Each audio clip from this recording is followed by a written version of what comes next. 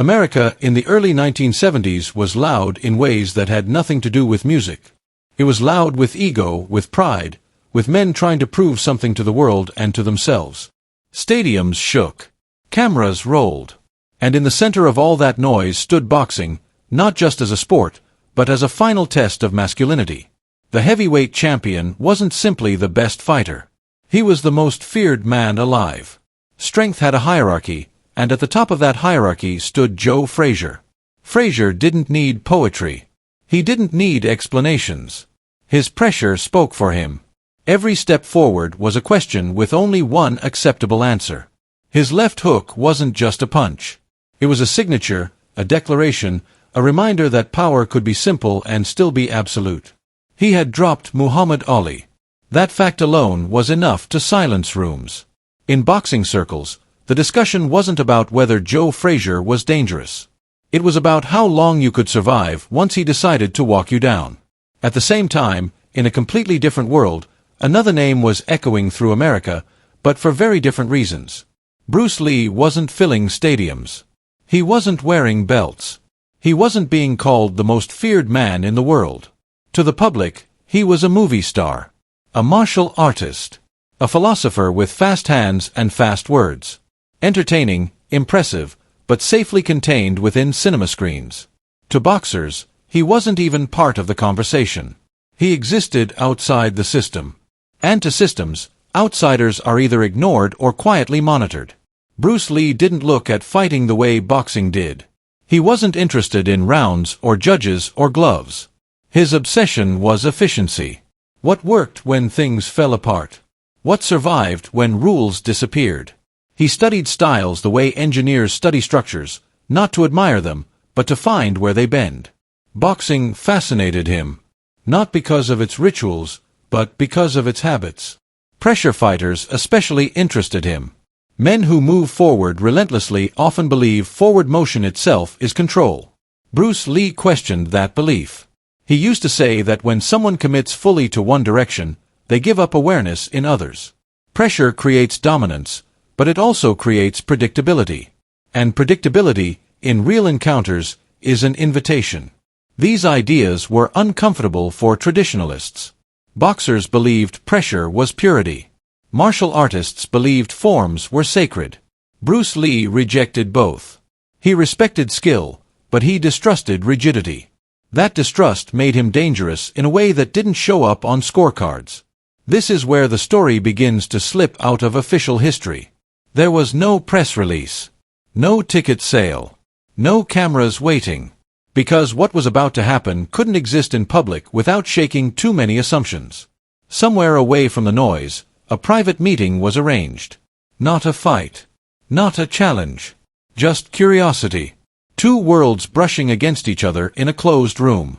People who believed enough in their own systems to risk questioning them. Joe Frazier was near his prime. His routine was disciplined, almost mechanical. That predictability wasn't a flaw in boxing.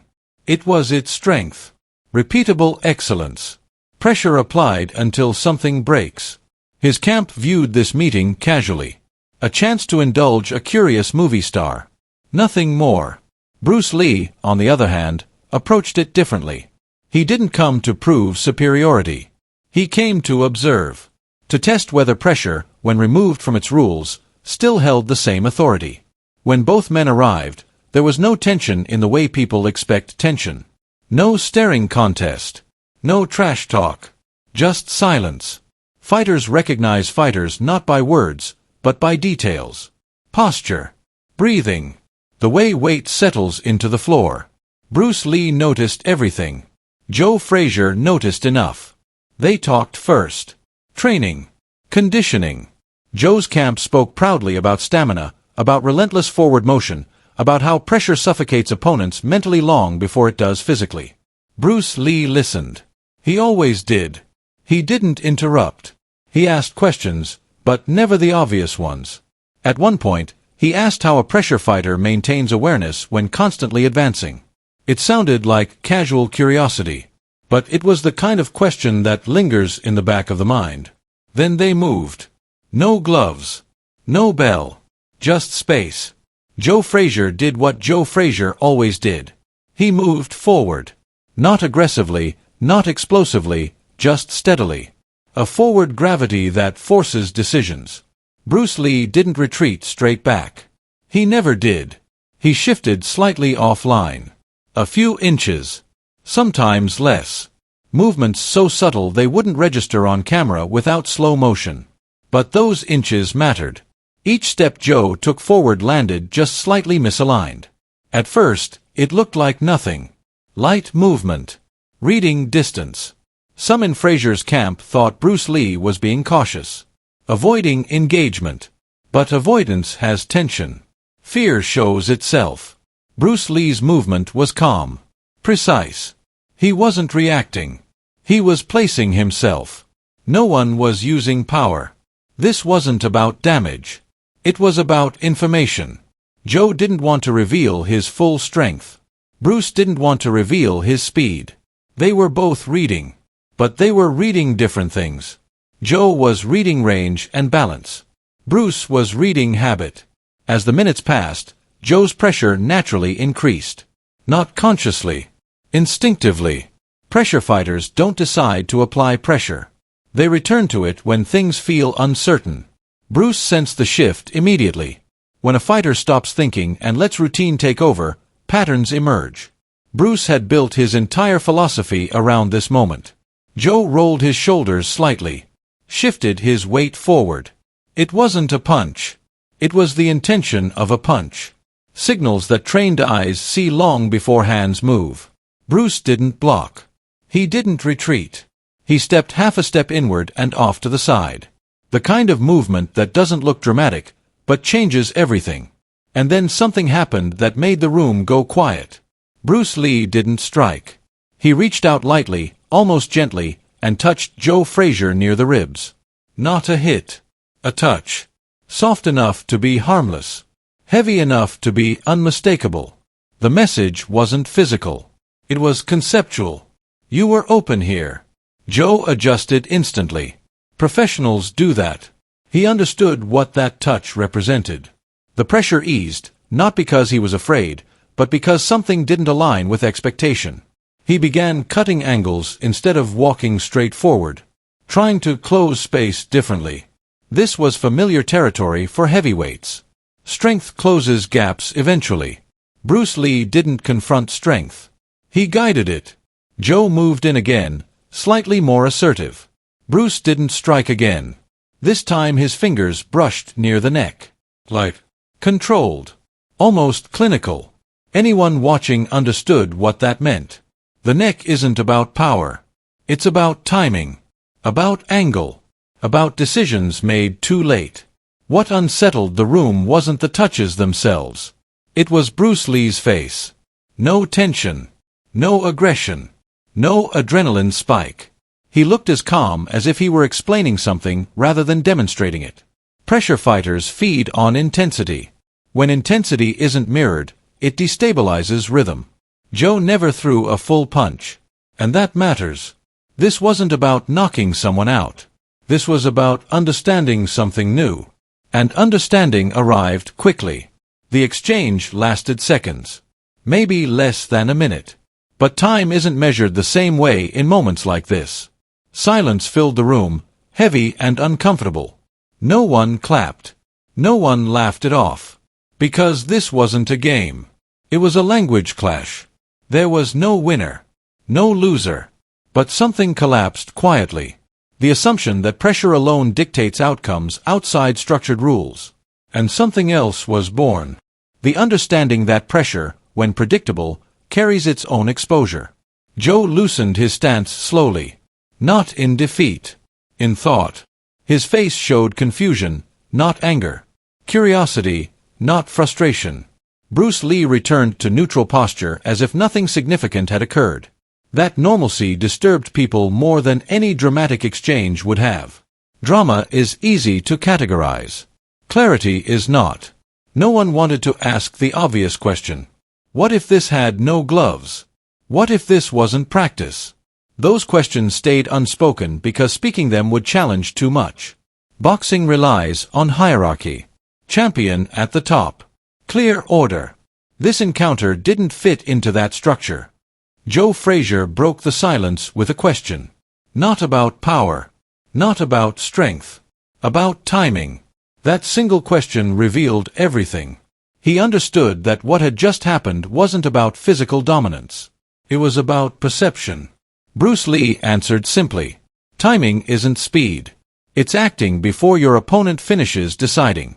It's being positioned where the attack fails before it lands. That idea didn't sit well with boxing. Boxing is built on reaction. Bruce Lee was working on anticipation. The trainers tried to soften the moment. Different styles. Just training. Nothing serious. Half-truths that protect systems. But silence doesn't follow irrelevance. Silence follows disruption. The meeting ended quietly. No handshake for cameras. No statements. Bruce Lee offered a single thought as he left. Every system works perfectly within its rules. Step outside them, and everything changes. It wasn't a challenge. It was an observation. Joe Frazier didn't argue. He nodded. Acceptance without surrender. Later, when asked, answers were vague. Just training. Nothing worth mentioning. Styles are different. The truth stayed buried because public truth would have forced uncomfortable debates. A movie star unsettling assumptions around a boxing hero wouldn't benefit anyone involved. So the encounter dissolved into silence. And silence has a way of turning into legend. After that night, nothing visibly changed. Joe Frazier returned to camps and fights and cameras. Bruce Lee returned to films and choreography and philosophy. On the surface, the worlds stayed separate. But inside, something lingered. People close to Joe noticed subtle changes. Nothing dramatic. Micro-adjustments. Slight awareness of space. Pressure paired with sensing rather than blind advance. Evolution doesn't announce itself. It shows up quietly in habits. For Bruce Lee, the night confirmed something he already believed. Speed, timing, and angle could neutralize even the most relentless pressure. Not in a ring. Not under rules. But in reality. He didn't publicize it. Learning, to him, wasn't a trophy. It was absorption. Years passed. Combat sports evolved. Fighters began using lateral movement. Angles. Feints. Pressure was no longer the final answer. Analysts wrote about timing and positioning. Textbooks absorbed ideas once dismissed as philosophy. The language Bruce Lee used stopped sounding mystical and started sounding obvious. Walls between styles cracked. Fighters studied outside their systems. Not to copy, but to understand. History often credits evolution to competition. But sometimes evolution begins in a quiet room with no witnesses. People who demand footage say if it wasn't recorded, it didn't happen. But history isn't built only on film. It's built on behavior shifts. On strategies that appear without explanation. On assumptions that quietly disappear. The biggest proof of that night wasn't a story. It was that after it, no one confidently said pressure was everything. Not publicly. But privately, in planning rooms and training camps, the question existed. What really happened between Bruce Lee and Joe Frazier isn't a simple answer. Because nothing happened that fits a scoreboard. What happened was realization. And realization doesn't need an audience to matter. This is why the encounter was never called a fight. Not because of secrecy alone, but because the world prefers clean conclusions. Winner. Loser. Champion. Challenger. That night didn't offer those categories. Joe Frazier remained a boxing champion. His strength was real. His heart undeniable. Boxing, within its framework, was still supreme. Bruce Lee never claimed otherwise. He never said he could defeat the heavyweight champion in the ring. That was never the point. His focus was always elsewhere. On moments without referees. Without gloves. Without time limits. Where a single misjudgment decides everything. Change the framework, and outcomes change. Simple idea. Difficult to accept. Had this story gone public, reactions would have split violently. Some would call it disrespect to boxing. Others would inflate martial arts beyond reality. The middle ground, where understanding lives, would vanish. Bruce Lee lived in that middle ground, between worship and rejection. His most dangerous idea wasn't that he was unbeatable. It was that fighting isn't fixed. What works today can fail tomorrow. Strength that relies on itself eventually meets its limits. Adaptability survives everything. Joe Frazier's silence matters. Dismissing something meaningless is easy. Processing something that touches your thinking is not. Processing takes time. Sometimes a lifetime. Today, Bruce Lee's ideas sound normal. Angles. Timing. Adaptation. No one laughs at them now. But when he spoke them, the language didn't exist yet. Being early often looks like being wrong until time catches up. So when you hear Bruce Lee versus Joe Frazier, don't imagine a secret knockout or a hidden defeat. Imagine a clash of philosophies. Pressure versus perception. Rules versus reality. Strength versus awareness. The result isn't written on a scorecard. It's written in how fighting changed. And maybe that's why this story refuses to disappear. Not because of who would have won, but because it reminds us that the most important battles don't end with applause. They end with understanding. Understanding is rarely loud. It doesn't demand attention the way victory does.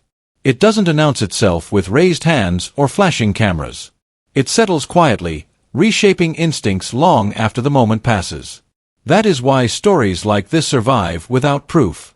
They survive because they don't need confirmation. They live in the space where behavior changes before explanations catch up. In the years that followed, the world moved on as if nothing had happened. Boxing continued to crown champions. Bruce Lee continued to choreograph motion in ways audiences had never seen.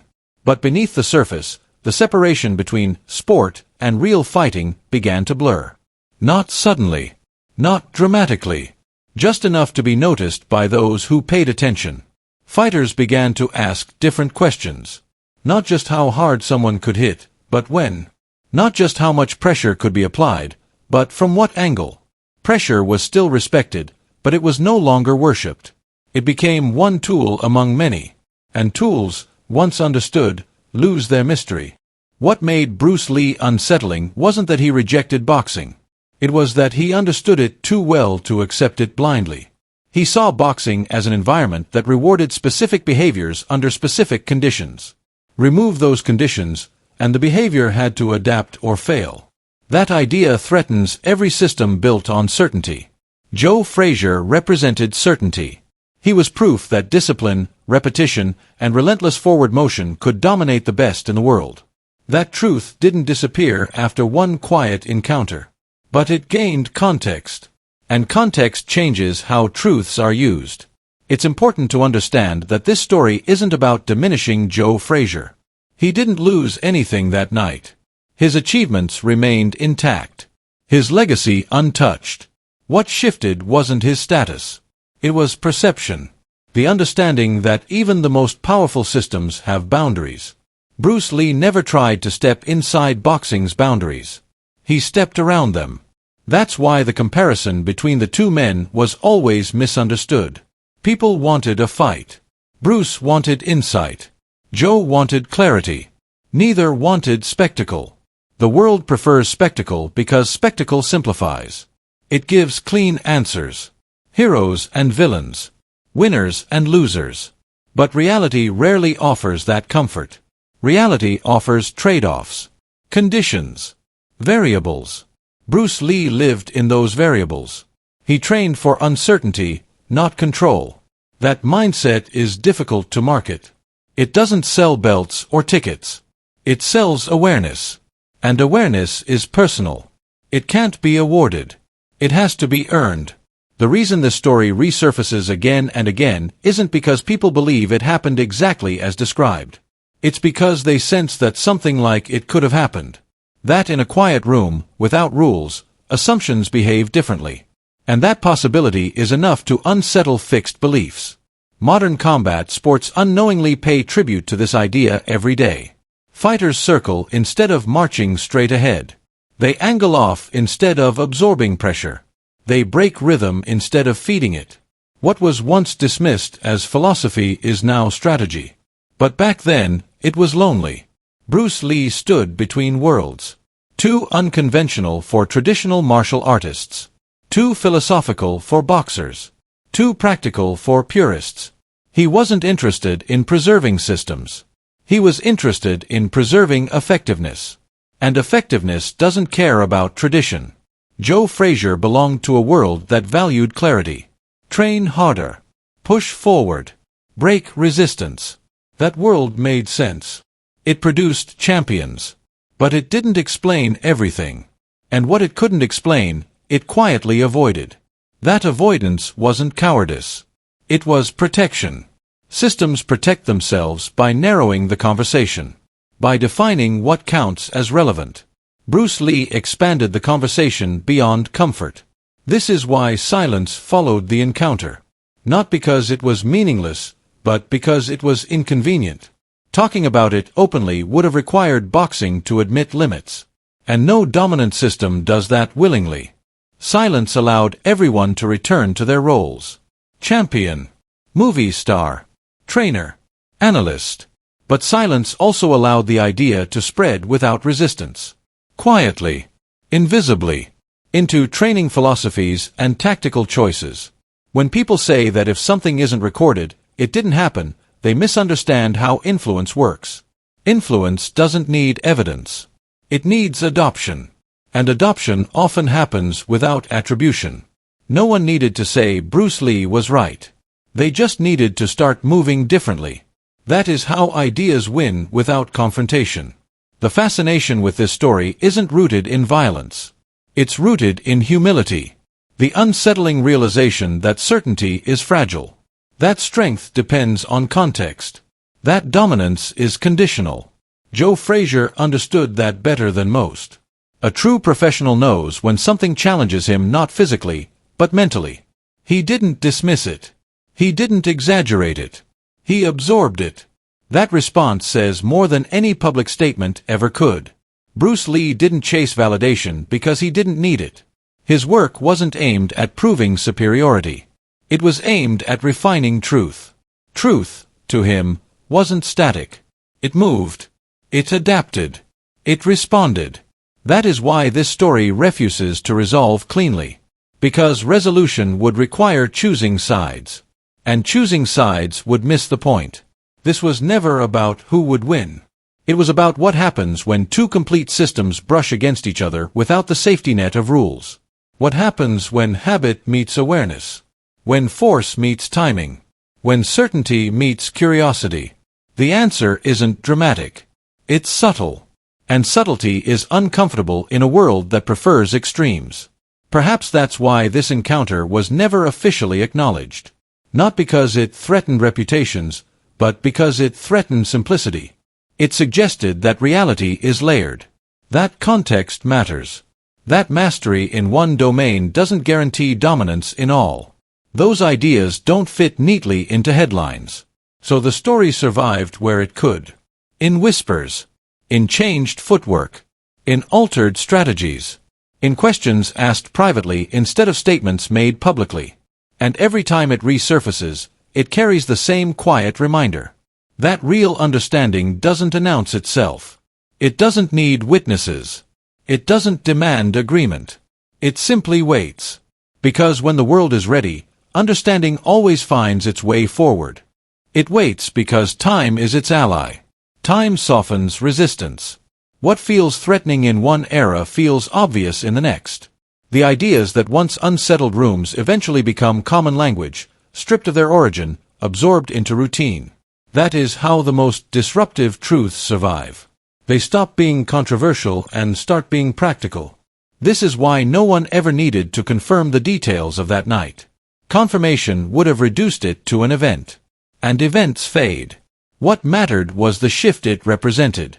A shift from believing that dominance comes only from force, to understanding that dominance can come from positioning, from anticipation, from seeing the moment before it fully forms. Bruce Lee often spoke about being like water. The phrase became famous, almost poetic, but many misunderstood it. They thought it meant softness. It didn't. Water isn't weak. It's adaptive. It doesn't oppose force head-on when it doesn't need to. It flows where resistance is lowest and becomes destructive only when required. That philosophy isn't cinematic. It's practical. Joe Frazier, in his own way, understood something similar. Pressure wasn't rage. It was discipline. It was the ability to move forward without hesitation, to impose will through consistency.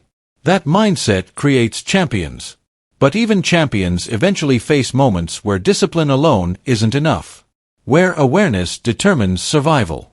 The quiet meeting between these two philosophies wasn't a collision. It was a comparison. And comparisons don't always need conclusions. Sometimes they simply reveal boundaries. That's why the idea of this encounter unsettles people. Not because it threatens a champion's legacy, but because it suggests that no legacy is complete. That excellence is contextual.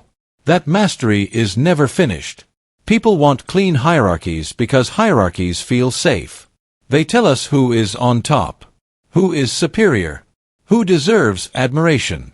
But real-world encounters don't respect hierarchies. They respect preparation, timing, and perception. Bruce Lee trained for that uncertainty. Boxing trained for a defined contest. Neither approach is wrong. They serve different purposes. But confusing one for the other creates blind spots. And blind spots are where certainty fails. This is why Bruce Lee never chased belts. Belts represent victory under agreed conditions. He was interested in what happens when conditions are removed. When chaos enters. When the script breaks. That curiosity made him valuable and dangerous at the same time. Joe Frazier's greatness came from committing fully to a system and mastering it. Bruce Lee's greatness came from refusing to be confined by any system at all. One represents perfection within boundaries. The other represents freedom beyond them. The encounter, whether one believes it happened exactly as described or not, symbolizes that distinction. It represents the moment when two complete philosophies briefly acknowledged each other without trying to dominate. No one walked away humiliated. No one walked away victorious. But everyone walked away changed, whether they admitted it or not. And that's why the story doesn't end. It continues every time a fighter chooses movement over brute force. Every time pressure is met with angle instead of resistance. Every time anticipation replaces reaction. Every time someone realizes that strength without awareness is incomplete. These ideas didn't overthrow boxing. They didn't erase champions. They didn't rewrite history overnight. They seeped in quietly, altering how people thought rather than what they celebrated. That is the most effective kind of influence. The world remembers loud revolutions. But it is shaped by quiet ones. So when this story is retold, it isn't asking you to believe in a secret fight. It's asking you to recognize a shift in understanding. A moment when the boundaries between systems became visible. When certainty cracked just enough to let awareness through. And maybe that's why the story remains uncomfortable. Because it doesn't give you someone to cheer for. It gives you something to think about. It reminds you that power isn't always obvious. That dominance isn't always loud. That the most important battles often happen without witnesses, without records, and without applause. They happen in the mind. And once something changes there, it never truly goes back to the way it was before. That is why, decades later, people still ask what really happened between Bruce Lee and Joe Frazier. Not because they want a winner, but because they sense that something fundamental was understood. Something that didn't belong to either man alone. Something that belongs to anyone willing to question what they think strength really means. Strength, when examined closely, is never just physical. It's a story people tell themselves about certainty, about control, about what will happen if they move forward without hesitation. For a long time, boxing embodied that story perfectly. You train harder. You hit harder. You endure more. And eventually, the other man breaks. That narrative is simple, clean, and comforting. It gives effort a guaranteed reward. Bruce Lee questioned that guarantee. Not because he believed effort was meaningless, but because he understood that effort without awareness can become a liability. When someone commits fully to one idea of dominance, they often stop listening to what the moment is telling them. They trust the system more than the situation. And situations don't respect systems. That realization is uncomfortable because it removes certainty. It says that no matter how prepared you are, context can still betray you. That no amount of conditioning replaces perception. That power must be guided, not just unleashed. This is why the idea of that night lingers. It wasn't dramatic. It didn't end careers. It didn't rewrite records. It planted doubt in places where doubt rarely existed. And doubt, when it's intelligent, becomes curiosity. Curiosity is dangerous to rigid systems. It leads people to ask questions that don't have approved answers. It leads fighters to look outside their discipline, to test ideas instead of defending traditions. That curiosity is what slowly reshaped combat sports, not through rebellion, but through integration. Years later, when fighters began cross-training seriously, the world treated it like innovation, like a new discovery. But it wasn't new. It was delayed acceptance. Acceptance of an idea that had been uncomfortable too early. Bruce Lee's greatest contribution wasn't technique. Techniques can be copied. His contribution was perspective. He gave people permission to question without needing to overthrow, to adapt without disrespecting, to learn without abandoning. Joe Frazier's response to that perspective is what makes this story resonate rather than divide. He didn't dismiss it. He didn't ridicule it. He didn't feel threatened by it. He recognized that something valuable had been shown, even if it didn't fit neatly into his world. That response requires confidence. The kind that doesn't need public validation. The kind that allows a man to say, silently, "There's more here than I thought." Most people never reach that point. They defend their identities too tightly. They confuse questioning with weakness. They confuse adaptation with betrayal. Fighters, at the highest level, can't afford that confusion. Reality punishes it quickly. This is why the encounter, real or symbolic, matters more than any hypothetical outcome. It illustrates a mindset shift. From proving dominance to understanding interaction. From imposing will to reading intention. The modern world likes to flatten stories into debates. Who wins? Who loses? Who's better? Those questions miss the deeper lesson. Because the deeper lesson isn't about comparison. It's about completeness. Joe Frazier was complete within boxing. Bruce Lee was complete within adaptability. Neither negated the other. They occupied different answers to the same question. What does it mean to be effective? The reason this story keeps resurfacing is because that question never goes away. It appears in sports, in conflict, in life. Do you rely on force or awareness? Do you push forward or reposition? Do you trust habit or perception? There is no universal answer. There is only context. And context changes everything. That's why the story doesn't end with a conclusion. Conclusions close doors. This story leaves them open. It invites you to sit with the discomfort of not knowing who would win, and instead ask why you need a winner at all. Because the moment you stop needing a winner, you start seeing the situation more clearly. Bruce Lee understood that clarity is power. Joe Frazier understood that power without clarity has limits. Somewhere between those understandings lies the reason this encounter, spoken or unspoken, never disappeared. It represents a meeting point. Not of fists, but of ideas. Not of egos, but of perspectives. A moment where two paths briefly acknowledged each other before continuing on separate trajectories. And maybe that's all it ever needed to be. Not a fight. Not a myth to prove. But a reminder that the strongest thing a fighter can do isn't always to move forward. Sometimes it's to see. To see is to accept uncertainty. And uncertainty is what most people avoid. They prefer rules because rules promise safety. They prefer structure because structure promises fairness. They prefer champions because champions make the world feel ordered. But real encounters don't care about order. They care about awareness. That is why this story never settles. It doesn't reward loyalty to one side. It doesn't confirm anyone's superiority. It refuses to give comfort.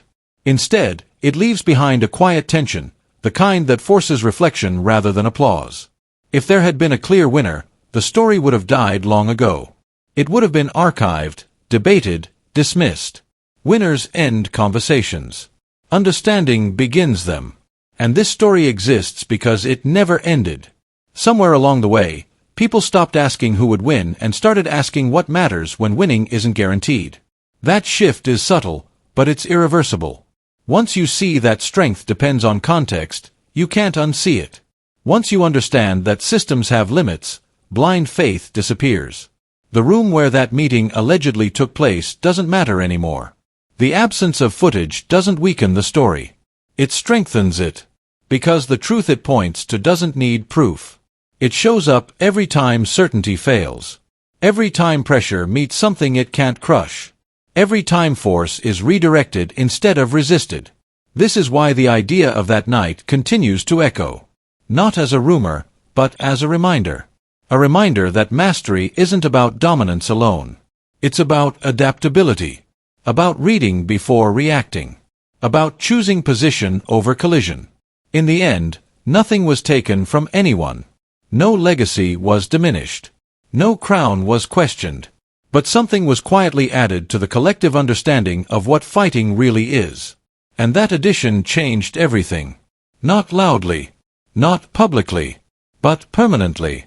Because once awareness enters the equation, strength is never the same again.